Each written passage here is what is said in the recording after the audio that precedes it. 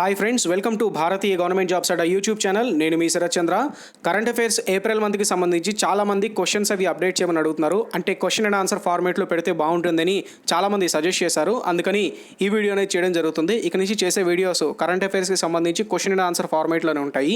So ఇది మీకు RRB, SSC అలాగే ఇతరత్ర ఏమైనా ఎగ్జామ్స్ ఉంటే కాంపిటేటివ్ ఎగ్జామ్స్ అన్నిటికీ ఉపయోగపడే అవకాశం ఉంటుంది. సో ఇంకా కరెంట్ అఫైర్స్లోకి వెళ్ళిపోదాం ఎక్కడ లేట్ చేయకుండా. So what is the percentage cut in salaries of all MPs and president, vice president, governors for the financial year 2020 and 2021?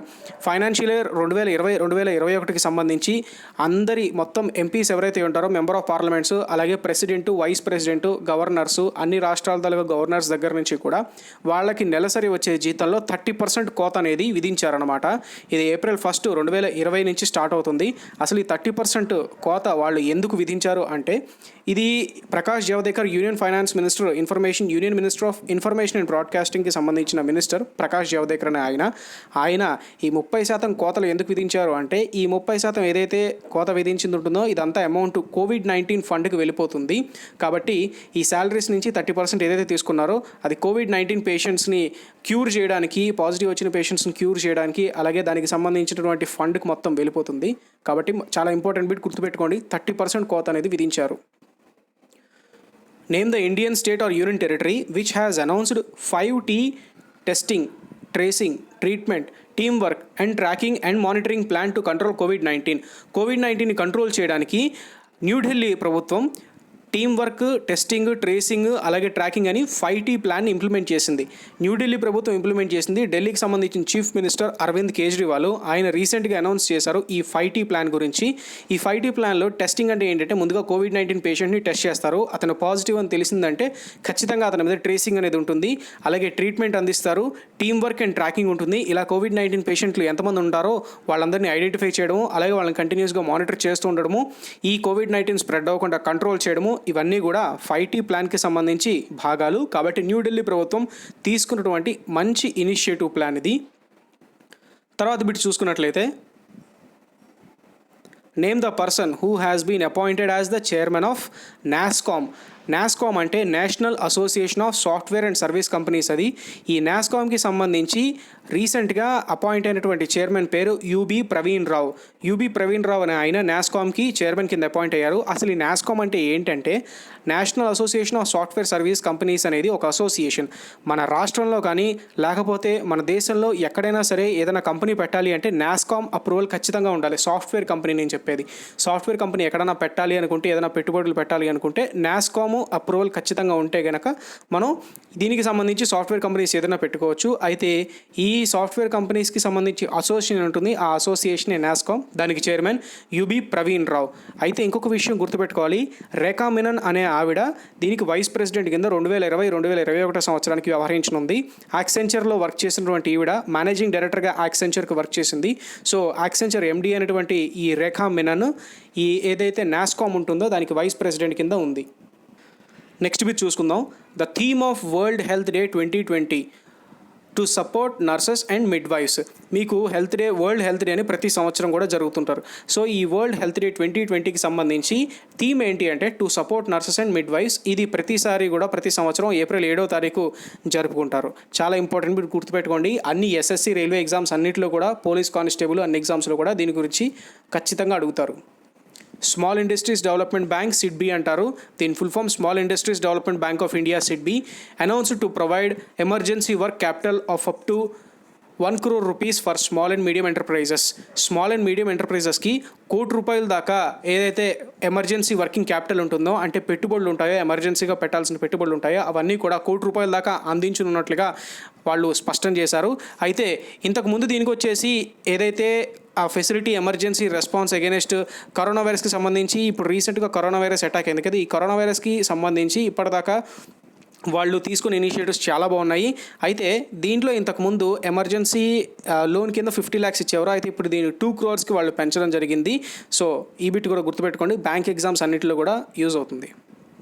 Which company has signed contract from Indian Army to install state-of-the-art IT-enabled network under Network Spectrum NFS అంటారు, network of spectrum అంటారు. Larson and turbo company అనేది దీన్ని handle చేస్తుంది. So Larson and turbo కంపెనీకి సంబంధించి ఈ contract అనేది sign చేసింది ఇండియన్ ఆర్మీ తోటి. ఎందుకు అంటే స్టేట్ ఆఫ్ ది ఆర్ట్ అంటారు, state of the art IT అంటారు. సో ఇది వచ్చేసి దేనికి యూజ్ అవుతుంది అంటే ఆర్మీకి సంబంధించినటువంటి సెక్యూరిటీ నెట్వర్క్ ఉంటుంది కదా, ఆ సెక్యూరిటీ నెట్వర్క్ని అంతటిని కూడా హ్యాండిల్ చేయడానికి యూజ్ అవుతుంది. So state of art enabled network అనేది ఇంట్రడ్యూస్ చేయడం కోసం అని చెప్పి నెట్వర్క్ ఆఫ్ స్పెక్ట్రమ్ ద్వారా ఇండియన్ ఆర్మీతో టైఅప్ అయిన company Larson and turbo. Which organization or institute along with Wipro 3D to create full face shield of healthcare personnel treating corona virus patients? అంటే ఏం లేదు, సింపుల్గా చెప్పాలంటే పైనుంచి కింద దాకా కరోనా పేషెంట్స్ని, వాళ్ళు కోవిడ్-19 పేషెంట్స్ని ట్రీట్ చేయడానికి వేసుకున్నటువంటి మాస్క్ కానీ సూట్ కానీ ఇదంతా కూడా తయారు చేసేది Wipro 3D in collaboration with డిఆర్డిఓతో కలిపి తయారు చేస్తుంది. సో డిఆర్డిఓ కొలాబరేషన్ తోటి విప్రో 3D రెండు కూడా కలిసి దీనికి సంబంధించినటువంటి కోవిడ్-19 సంబంధించిన సూట్లు కానీ మాస్కులు కానీ తయారు చేస్తున్నాయి. మాస్కులు అంటే మామూలుగా మన ఇంట్లో వాడే నార్మల్ మాస్కులు కాదు, N95 మాస్కులు అంతకన్నా కావు. కంప్లీట్గా కోవిడ్-19 పేషెంట్ని ట్రీట్ చేయడం కోసం అని చెప్పి డాక్టర్లు పైనుంచి కింద దాకా కంప్లీట్గా ఒక షీల్డ్ లాంటి సూట్ వేసుకుంటారు. ఆ సూట్నే తయారు చేసింది డిఆర్డిఓ కొలాబరేషన్ తోటి. ఇంపార్టెంట్ బిట్ గుర్తుపెట్టుకోండి, డిఆర్డిఓ కొలాబరేషన్ తోటి తయారు చేసినటువంటి సూట్ ఇది. కోవిడ్-19 మీద చాలా జనరల్ నాలెడ్జ్ క్వశ్చన్స్ అనేవి రాబోతున్నాయి, అందులో ఇది కూడా ఒక ముఖ్యమైనటువంటి ప్రశ్న. ఇక which world organisation Hindustan Unilever limited join to launch break the chain campaign to combat కోవిడ్-19? ఎటువంటి ఏ వరల్డ్ ఆర్గనైజేషన్ తోటి హిందుస్థాన్ యూనిలివర్ లిమిటెడ్ జాయిన్ అయింది, బ్రేక్ ద చైన్ అనే క్యాంపెయిన్తో జాయిన్ అయింది అంటే UNICEF, united nations children educational fund, UNICEF తోటి జాయిన్ అయినటువంటిది ఏదైతే హిందుస్థాన్ యూనిలివర్ లిమిటెడ్ ఉందో ఇది యూనిసెఫ్తో జాయిన్ అయ్యి బ్రేక్ ద చైన్ అనే క్యాంపెయిన్ని స్టార్ట్ చేసింది. అసలు ఈ క్యాంపెయిన్ ఏంటి అంటే కోవిడ్-19కి సంబంధించిన క్యాంపెయిన్. దీన్ని వైరస్కి కడి తోడో అనే కూడా పిలుస్తారు. కింద మీకు డిస్క్రిప్షన్లో ఉంది, ఆ డిస్క్రిప్షన్లో చూసుకోవచ్చు మీరు. ఇది బేస్డ్ ఆన్ 3 థీమ్స్, అంటే 3 రకాల ఉద్దేశాలతోటి ఇది స్టార్ట్ చేయడం జరిగింది. సోషల్ డిస్టెన్స్ ఒకటి, హ్యాండ్ వాషింగ్, అలాగే generosity to inform people about corona virus. కోవిడ్-19కి సంబంధించి, కరోనా వైరస్కి సంబంధించి ప్రతి ఒక్క మనిషిలో కూడా ఇది ఏ విధంగా స్ప్రెడ్ అవుతూ ఉంటుంది, దీనికి సంబంధించిన జాగ్రత్తలు ఏం తీసుకోవాలి, వాటన్నిటి మీద అవేర్నెస్ని క్రియేట్ చేయడం కోసమని ఈ క్యాంపెయిన్ను వాళ్ళు స్టార్ట్ చేయడం జరిగింది. Name the university which has launched world's first COVID-19 government response tracker. మొత్తం ప్రపంచవ్యాప్తంగా మొట్టమొదటిసారిగా గవర్నమెంట్ రెస్పాన్స్ ట్రాకర్ కోవిడ్-19కి సంబంధించి స్టార్ట్ చేసినటువంటి యూనివర్సిటీ ఏంటి అంటే Oxford university. How many people working in informal sector? Informal sector అంటే ఫార్మల్ సెక్టార్కి ఇన్ఫార్మల్ సెక్టార్కి తేడా ఏంటంటే ఫార్మల్ సెక్టార్లో సాఫ్ట్వేర్ ఎంప్లాయీస్, గవర్నమెంట్ ఎంప్లాయీస్ లేదా ప్రైవేట్ ఆర్గనైజేషన్కి సంబంధించిన ఎంప్లాయీస్ ఎవరైతే ఉంటారో వాళ్ళందరూ కూడా ఫార్మల్ సెక్టార్కి వస్తారు. ఇన్ఫార్మల్ సెక్టార్ అంటే రోజువారీ పని చేసుకునే కూలీలు, దినసరి రోజువారీగా పనులు చేసుకునే వాళ్ళందరూ కూడా ఇన్ఫార్మల్ సెక్టార్లోకి వస్తారు. ఆ ఇన్ఫార్మల్ సెక్టార్లోకి వచ్చినటువంటి వ్యక్తులు ఇండియాలో ఎంతమంది ఉన్నారు, ఎంతమంది పావర్టీలోకి పడబోతున్నారు అని చెప్పి ఇంటర్నేషనల్ లేబర్ ఆర్గనైజేషన్ ILO ఒక అనాలిసిస్గా రిపోర్ట్ని తయారు చేసింది. ఆ రిపోర్ట్ ప్రకారం 400 మిలియన్ పీపుల్ మన ఇండియాకి సంబంధించి ఇందులో వాళ్ళు పడబోతున్నారు. ఏదైతే ఎవరైతే జీతాలు రావో, ప్రతి నెల టైంకి జీతాలు రాకుండా రోజువారీ కూలీ పనులు చేసుకుంటూ రోజు రోజుకి ఏదైతే డబ్బులు సంపాదించుకుంటారో వాళ్ళ కోసం చెప్పేది ఇది. సో వాళ్ళు 400 మిలియన్ పీపుల్ ఉన్నారు, వాళ్ళందరూ కూడా పవర్టీ లైన్లోకి రాబోతున్నట్లుగా ఇంటర్నేషనల్ లేబర్ ఆర్గనైజేషన్ రిపోర్ట్ని అందించింది. అయితే what is the India's GDP growth for FY 2021? FY అంటే ఫైనాన్షియల్ ఇయర్, గుర్తుపెట్టుకోండి. ఈ టర్మినాలజీ చాలా చోట్ల వస్తూ ఉంటుంది. Financial year FY 2021 as per UN's report titled economic and social survey of Asia. Economic and social survey of Asia and the Pacific ఎస్కాప్ 2020 అంటారు. అయితే India's GDP growth 2020-2021 సంవత్సరానికి UN రిపోర్ట్ ప్రకారంగా ఎంత ఉండబోతోంది అని అడుగుతుంటే 4.8% ఉండబోతోంది. చాలా ఇంపార్టెంట్ బిట్ గుర్తుపెట్టుకోండి, 4.8% ఉండబోతుంది అని చెప్పి వాళ్ళు క్లియర్గా చెప్పారు. కోవిడ్-19 కారణంగా దీని ఇంపాక్ట్ చాలా దారుణంగా జీడిపి గ్రోత్ మీద పడింది. అందుకని 4.8%కి దిగిపోయింది మన జీడిపి గ్రోత్ రేట్ అనేది. చాలా ఇంపార్టెంట్ బిట్ గుర్తుపెట్టుకోవాలి. Name the first English player since 2005 to be named as Wisden's leading male cricketer of the world 2020. First English player 2005 నుంచి ఇప్పటి వరకు అంటే 2020 వరకు విస్డెన్స్ లీడింగ్ మేల్ క్రికెటర్ కింద పేరు పొందిన వాళ్ళు ఎవరు అంటే బెన్ స్టోక్స్. ఈయన క్రికెటరు, మీ అందరికీ తెలిసిందే, క్రికెట్ మీరు అందరూ చూస్తారు కాబట్టి. సో బెన్ స్టోక్స్ అనే ఆయన దీని కింద ఫస్ట్ ఇంగ్లీష్ ప్లేయర్ కింద గుర్తించడం జరిగింది, విస్డెన్ లీడర్ మేల్ క్రికెటర్ కింద. అలాగే ఫిమేల్ క్రికెటర్ కింద చూసుకున్నట్టయితే ఎల్సీ పేరే అనే ఆవిడ ఆస్ట్రేలియాకి సంబంధించింది. ఆవిడ leading male and female cricketer of the world 2020 కింద మనం చూసుకున్నాము. బెన్ స్టోక్స్ ఫ్రమ్ ఇంగ్లాండ్ నుంచి, అలాగే ఎల్సీ పెరీ ఆస్ట్రేలియా నుంచి, వీళ్ళిద్దరూ కూడా మేల్ అండ్ ఫీమేల్ క్రికెటర్స్ 2020కి వీళ్ళు గుర్తించబడ్డారు. 13వది, name the country which has become world leader in international patents filing వైపో పేటెంట్ కార్పొరేషన్ ట్రీటీ. పీటీసీ అంటే పేటెంట్ కార్పొరేషన్ ట్రీటీ అంటారు. జనరల్గా ఏదైనా దేశం ఒకటి కనిపెట్టింది అంటే ఖచ్చితంగా పేటెంట్ కార్పొరేషన్ ట్రీటీని అప్రోచ్ అయ్యి ఆ పేటెంట్ రైట్స్ని తీసుకోవాల్సి ఉంటుంది. ఇంకెవరు కూడా దానికి సంబంధించి ఇన్వెన్షన్స్ చేయకూడదు, డిస్కవరీ చేయకూడదు అని చెప్పేసి పేటెంట్ రైట్స్ని తీసుకుంటుంది. ఏదైతే దేశం కానీ ఒక వ్యక్తి కానీ ఏదైనా ఒక ముఖ్యమైనటువంటి వస్తువును తయారు చేసి దేశాభివృద్ధికి దోహదపడితే కనుక, సో ఆ పేటెంట్ కార్పొరేషన్ ట్రీటీ అంటే దాన్ని అంటారు. ఈ పేటెంట్ కార్పొరేషన్ ట్రీటీకి సంబంధించి ఏ కంట్రీ ప్రజెంట్ ఫస్ట్ పొజిషన్లో ఉంది, పేటెంట్ రైట్స్ అన్నింటిలో కూడా ఫస్ట్ పొజిషన్లో ఉన్న కంట్రీ ఏంటంటే చైనా ఫస్ట్ ర్యాంక్లో ఉంది. దాదాపుగా 58,990 అప్లికేషన్స్ అనేవి పేటెంట్ రైట్స్ వాళ్ళు తీసుకున్నారు. చైనా అనేది చాలా కనిపెట్టి చాలా వరకు తీసుకుంది. అలాగే రెండో పొజిషన్లో యునైటెడ్ స్టేట్స్ ఆఫ్ అమెరికా ఉంది, 57,840 నెంబర్ ఆఫ్ అప్లికేషన్స్ ఉన్నాయి. మూడో పొజిషన్లో జపాన్ ఉంది, 52,660. ఇక మన ఇండియాకి వచ్చేసినట్లయితే మనం ఫస్ట్ ఇప్పుడు 3 పొజిషన్స్ తెలుసుకున్నాం కదా. మన ఇండియా ఏ పొజిషన్లో ఉంది అంటే 14వ పొజిషన్లో ఉంది. 2,053 అప్లికేషన్స్ అనేవి ఇప్పటికీ మనం పేటెంట్ రైట్స్ని సంపాదించుకోగలిగాము. సో ఇండియా పొజిషన్ ఏంటంటే 14.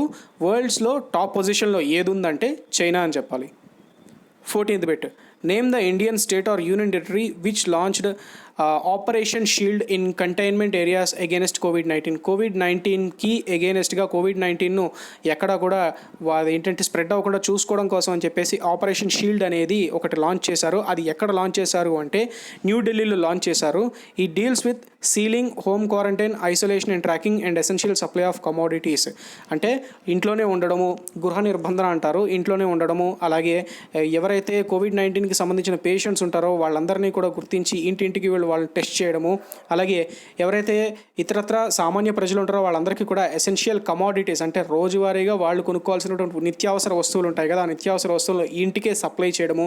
ఈ local sanitisation, door to door health checkups చెప్పాను కదా ఇప్పుడు మాట్లాడుకున్నట్టు, మనం ఇంటింటికి వచ్చి సమగ్రంగా సర్వే చేసి టెస్ట్ చేసి మీకు కోవిడ్-19 ఉందా లేదా అనేది ధృవీకరించుకుని గవర్నమెంట్ కన్ఫర్మ్ చేసుకుని వెళ్ళడం. ఇదంతా కూడా ఎక్కడ స్టార్ట్ చేశారు అంటే న్యూఢిల్లీలో స్టార్ట్ చేశారు. దీని పేరు ఆపరేషన్ షీల్డ్ అంటారు. తర్వాతది, find the e-commerce company Bengaluru based which ties up with ICICI, Lombard and go digital insurance companies to launch health insurance policies. ఏ ఈ-కామర్స్ వెబ్సైటు హెల్త్ ఇన్సూరెన్స్ పాలసీకి సంబంధించి ఒక బ్యాంక్తో టైఅప్ అయింది అని అడుగుతున్నారు. అయితే ఫ్లిప్కార్ట్ అనేది టైఅప్ అవ్వడం జరిగింది ఇన్సూరెన్స్ పాలసీస్కి సంబంధించి. ముఖ్యమైన బిట్టు గుర్తుపెట్టుకోండి. RBI has approved reappointment of Sanjay Agarwal as MD and CEO of AU Small Finance Bank Headquarters, Jaipur. Raj Vikas వర్మని రీసెంట్గా అపాయింట్ చేయడం జరిగింది. ఇంతకుముందు ఆయన ఇంతకుముందు ప్రజెంట్ అయితే ఇప్పుడు లేరు, మళ్ళీ రీసెంట్గా రీఅపాయింట్ అనేది చేయడం జరిగింది. MD and CEO of AU small finance bank కింద రిజర్వ్ బ్యాంక్ ఆఫ్ ఇండియా అని అపాయింట్ చేయడం జరిగింది. Who has been appointed as a part time chairman of the bank. Present అయితే ఈయన కంప్లీట్గా ఫుల్ టైం కాదు, part time chairman of the bank కింద reserve bank of India ఆయన్ని ఎండి అండ్ CEO కింద AU small finance bank headquarters అయినటువంటి జైపూర్ అయినటువంటి head quarters అక్కడ అపాయింట్ చేయడం జరిగింది. సో గుర్తుపెట్టుకోండి.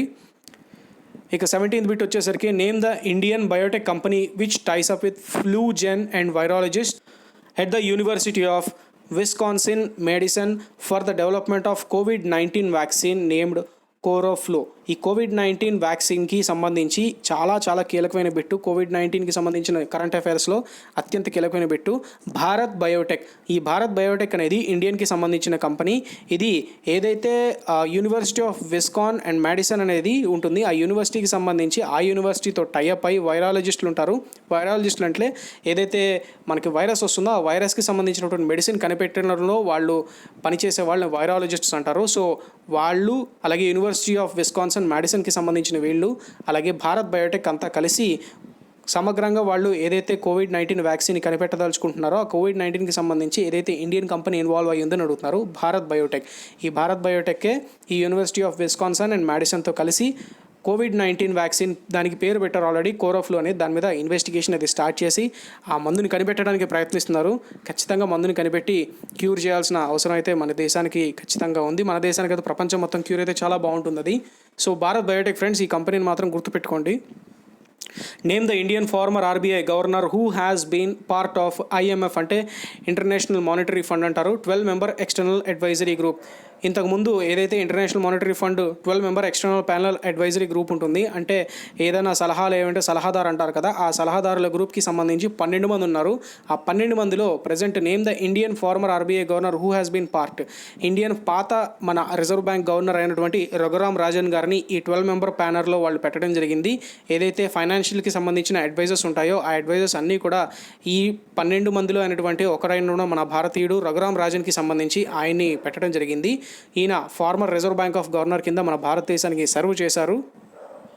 19ది under which article of Indian constitution the consolidated fund of India is constituted.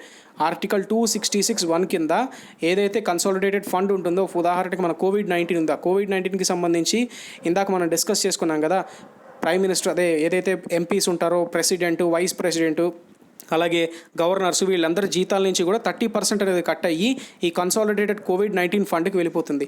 ఇది ఏ ఆర్టికల్ ప్రకారం జరుగుతుంది అని అడుగుతారు. ఆర్టికల్ 266(1) ప్రకారం జరుగుతుంది.